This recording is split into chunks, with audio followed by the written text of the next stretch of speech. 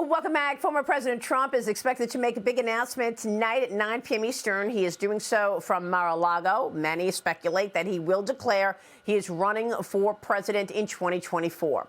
This comes less than a month before the Georgia Senate runoff election between Senator Raphael Warnock and Herschel Walker. Joining me right now is Georgia Congressman Austin Scott.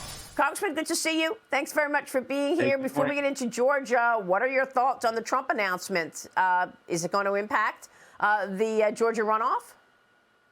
Well, I think it will impact the runoff only because it allows the Democrats to run on President Trump instead of talking about what Raphael Warnock has actually done. And so, Maria, we've been struggling for months to tell the Georgia voters about the legislation Senator Warnock has actually worked on and passed and put into effect, only to be struck down by the courts. And I'll give you a good example of that, Maria. He passed a piece of legislation, put it in one of their COVID relief packages, and he called it a Black Farmers Initiative, and that's fine. It sounds good.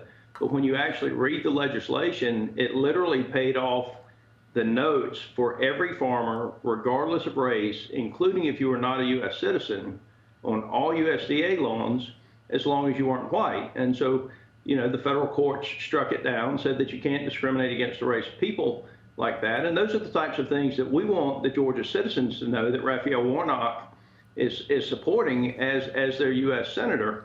And so instead of talking about what he's done and what he believes, unfortunately, if President Trump announces, there'll be a lot of discussion about the Trump presidency instead of what Raphael Warnock is using his position as U.S. senator to do, which is to carry out a personal agenda. Yeah, I can understand what you're saying. What is your assessment of what just took place in the midterm elections? And Republicans now need one seat for the majority control of the House. Florida Congressman Byron Donalds joined me on Sunday Morning Futures on whether or not Kevin McCarthy will be the next Speaker of the House. Here's Byron Donalds. Watch this. It's just not clear. Members have a lot of questions. We have to actually lay out a demonstrated plan, serious policies that voters actually believe in, and we can't equivocate from that, even in what's looking to be continued divided government, gridlock government. Republican members want to get answers to that, and I think that's going to be critical towards Kevin's ability to becoming the leader and eventually the Speaker. So where is this going, Congressman?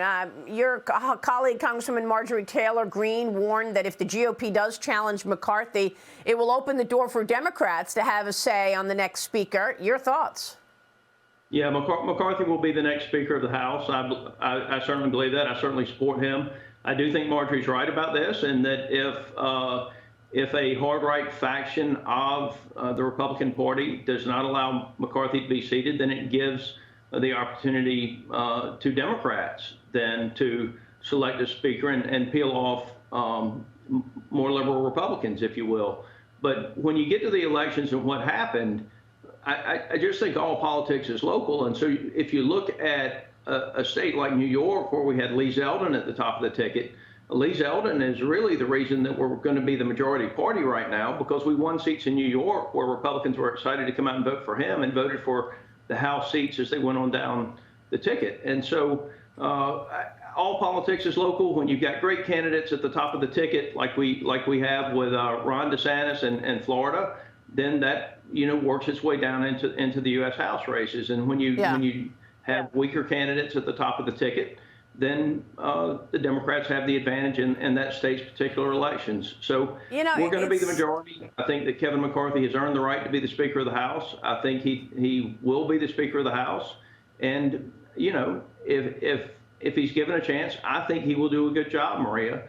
What we as Republicans need people to understand is that we have a very slim majority. And so we will be able to stop some bad things, but I don't think we will be able to do many good things. Yeah, it's interesting to see the effect that Lee Zeldin has had with all of those down ballots. So much success on the GOP side in New York. Why do you think he missed the mark as governor then? Well, I think it's just an overwhelmingly Democratic state. And so if you look at how entrenched the Democrats are in that state, I mean, they won, but we outperformed in the state of New York, and it goes back to having an experienced person like Lee Zeldin, someone who can be a conservative and come across as articulating our message and why our message is better for the American citizens. Crime being an example, border being an example.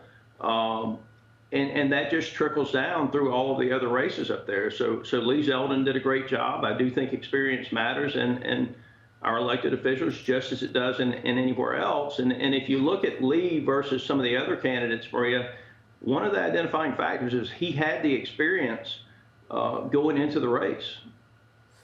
Liz Peek, jump in. Good morning, Congressman. Would you want Donald Trump to campaign in Georgia for Herschel Walker? Would that hurt or help? Well, I think if he's making telephone calls, robocalls, if you will, to his people, his supporters, and making sure that they get out and turn out the vote, then I think it actually helps Herschel Walker. If he's having events where he's standing up on stage and talking more about himself than Herschel Walker in the country, then it can hurt us. And so it depends on the Donald Trump that would be in the campaign, candidly. Thank you. Okay. Congressman, it's good to see you this morning. Thanks so much for weighing in on all of that. Austin Scott